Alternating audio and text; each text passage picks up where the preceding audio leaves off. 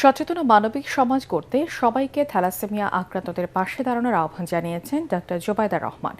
বিশ্ব রক্তদাতা দিবস উপলক্ষে রমনা ইঞ্জিনিয়ার্স ইনস্টিটিউশন মিলনায়তনে বাংলাদেশ থ্যালাসেমিয়া সমিতির রক্তদাতা সম্মাননা প্রদান অনুষ্ঠানে তিনি বলেন, থ্যালাসেমিয়া আক্রান্ত পরিবারকে সহযোগিতা দেওয়া জরুরি।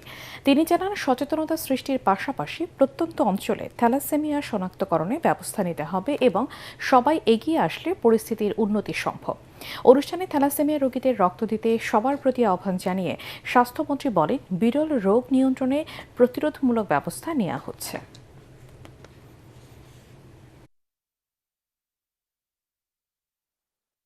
সচেতনতা সৃষ্টিতে এগিয়ে আসা, সচেতন মানবিক সমাজ হিসেবে আমার কাছের, আমার পাশের দেশবাসীর জন্য আমরা এটুকু করলে নিশ্চয়ই পরিস্থিতির উন্নতি হবে।